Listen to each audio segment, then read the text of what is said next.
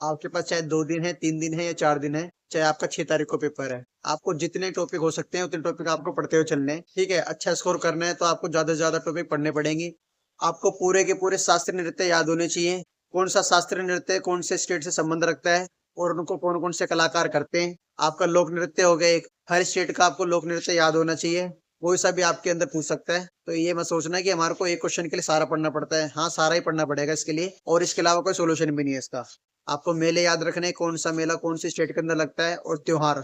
ठीक है, और खेल सबसे इंपॉर्टेंट है, जो कि स्टैटिक के अंदर आपका पुराना पूछा जा रहा है, चाहे 2022 का हो, चाहे आपका जब से वो खेल शुरू हुआ था उस टाइम की बात हो। इंपॉर्टेंट चीज होती है वही स्टैटिक के अंदर बनता है। आपका इसके अंदर पढ़ना है क्रिकेट का और ओलंपिक के बारे में, एशियन गेम्स के बारे में, ये सारे खेल के बारे में पढ़ना है कि कौन सा खेल कब शुरू हुआ था। इनके बारे में 2 से 3 चीजें आपको पढ़नी है कि कौन सा खेल कब शुरू हुआ था, इसके अंदर जो मेडल है वो सबसे पहला किसी ने जीता था। इस तरह से आपको पढ़ने हैं। और स्टैटिक के अंदर कुछ टॉपिक है छोटे छोटे, वो तो आपको पढ़ने ही पढ़ने हैं, लेकिन ये इंपॉर्टेंट है। आपका स्टैटिक के लिए 2 क्लास है आरडब्ल्यू के ऊपर, वो मैराथन आप देख सकते हैं, उसके बाहर कुछ भी नहीं है। ठीक है, नेक्स्ट आपका करंट अफेयर है। आपका करंट अफेयर 2025 की जरूर पूछी जा रही है, और 2024 के अंदर की करंट अफेयर वो पूछी जा रही है जो कि 2025 के अंदर नहीं हुई है। उसके अंदर आपका इंडेक्स है और आपका नियुक्ति है, अपॉइंटमेंट्स आपकी जरूर पूछी जा रही है। आज पूछा गया आरबीआई का गवर्नर कौन था, और उपराज्यपाल हो गए, राज्यपाल हो गए, और जो नवीनतम जो सीएम बने हैं उनके बारे में पूछा जा रहा है। उपराज्यपाल आपको जरूर याद करना है। आज की शिफ्ट के अंदर जम्मू कश्मीर का उपराज्यपाल पूछा था। और आपके स्पोर्ट्स इवेंट जितने भी हुए हैं, मुख्य अतिथि जितने भी आए भारत के अंदर या स्टेट के अंदर, जितने भी त्योहार हुए हैं, ये सब के बारे में आपको जरूर पढ़ना है। ठीक है, और अवार्ड्स के बारे में तो आपको बिल्कुल एक एक क्वेश्चन पढ़ना है, आपको वो तो छोड़ना नहीं है बिल्कुल। अवार्ड्स बिल्कुल इंपॉर्टेंट है, चाहे आपका नोबेल पुरस्कार हो, चाहे आपका बुकर पुरस्कार हो, चाहे आपका व्यास सम्मान हो, सरस्वती सम्मान हो, या आपके बाल पुरस्कार हो, भारत रत्न हो, आपको सारे अवार्ड ध्यान से पढ़ने। नेक्स्ट आपका पॉलिटी है। 4 टॉपिक बिल्कुल इंपॉर्टेंट बता रहा हूँ मैं आपको, ये बिल्कुल आपको ध्यान से पढ़ने।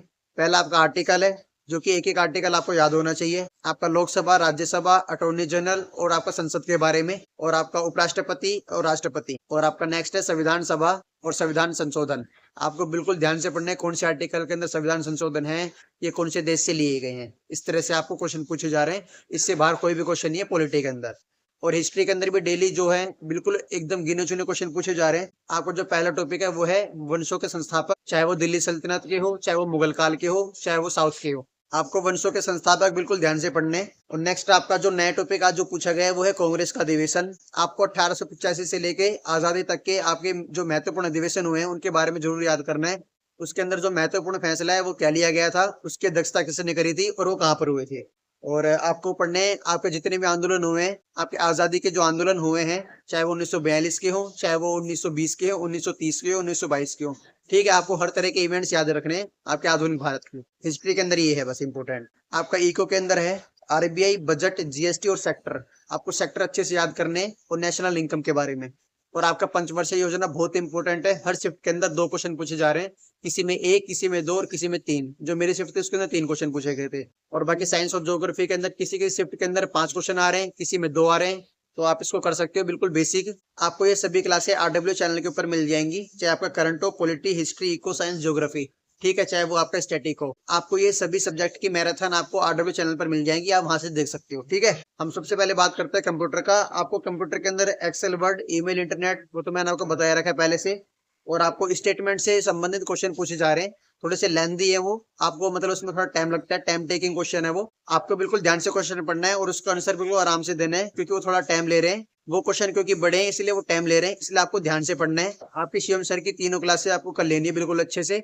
अब जब भी उसके अंदर 8 से 9 क्वेश्चन और 10 में से 10 भी आप करके आ सकते हो। और नेक्स्ट हमारा मैथ है। मैथ के जो इंपोर्टेंट जो टॉपिक है वो आपका है परसेंटेज, टाइम एंड वर्क और ट्रेन। ठीक है, इनसे आपके 3-3, 4-4 क्वेश्चन पूछे जा रहे हैं, बहुत आसान क्वेश्चन है। जो सबसे ज्यादा क्वेश्चन पूछे जा रहे हैं वो पूछे जा रहे हैं परसेंटेज से, टाइम एंड वर्क और ट्रेन से। इनसे 2-2, 3-3 क्वेश्चन पूछे जा रहे हैं, वो भी आसान बिल्कुल, कोई भी कर सकता है उन क्वेश्चन को। और नेक्स्ट आपका 2D 3D है, इनके फॉर्मूले आपको याद होने चाहिए। और नेक्स्ट आपका प्रिज्म है, 1 से 2 क्वेश्चन हर शिफ्ट के अंदर पूछा जा रहा है। और नेक्स्ट आपका रीजनिंग है, रीजनिंग बिल्कुल नॉर्मल पूछी जा रही है। आपका जो सीरीज है, सीरीज के अंदर आपके 2 से 3 क्वेश्चन आराम से पूछे जा रहे हैं, चाहे वो वर्ड सीरीज हो, चाहे आपका लेटर सीरीज हो, चाहे नंबर सीरीज हो। आसान ही है बिल्कुल, आपको ध्यान देना है इस चैप्टर के ऊपर, और आपका कोडिंग डिकोडिंग के ऊपर ध्यान देना है। 2 से 3 क्वेश्चन यहाँ से पूछे जा रहे हैं। जो आपका लेवल है वो हर रोज का बिल्कुल सेम रह रहा है, ठीक है। आपको बिल्कुल भी ऐसे नहीं सोचना है कि जो हमारी शिफ्ट आएगी उसके अंदर क्या लेवल रहेगा। बस आपको अपना पूरा 100% देना है। आपके जितने भी दिन बचे हुए हैं बिल्कुल रिवीजन पर ध्यान दें ज्यादा से ज्यादा। तो बस आपको ज्यादा से ज्यादा रिवीजन करना है। आपके पास जितने भी दिन बचे हुए हैं अपना 100% लगाना है, सारा दिन मेहनत करनी है। और आप अपनी जो पढ़ाई वो लगातार जारी रखना। और भी एग्जाम आ रहे हैं, एसएससी जीडी का एग्जाम आ रहा है, उसकी तैयारी करना। आप एसएससी के अंदर जब भी सफल हो पाएंगे जब आप लगातार मेहनत करते रहेंगे। एग्जाम देने के अगले दिन से आप मेहनत करना शुरू कर दे, आप जब भी सक्सेस हो पाएंगे इसके अंदर। ऐसे नहीं कि बस एक एग्जाम दे दिया बंसर की आएगी, जब तक रिजल्ट नहीं आएगा, चाहे वो रिजल्ट 1 महीने में आए चाहे 2 महीने में आए, आप उसका इंतजार करते रहते हैं। ऐसे बिल्कुल भी नहीं करना है, सबसे बड़ी मूर्खता यही होती है। उम्मीद है कि आपको ये बातें समझ आई होंगी और मैं आपकी ज्यादा से ज्यादा हेल्प कर पाऊँ, इसलिए आप मेरे को सपोर्ट करें ज्यादा से ज्यादा। ठीक है दोस्तों, और उम्मीद है कि वीडियो अच्छी लगी होगी आपको। जय हिंद, नमस्कार।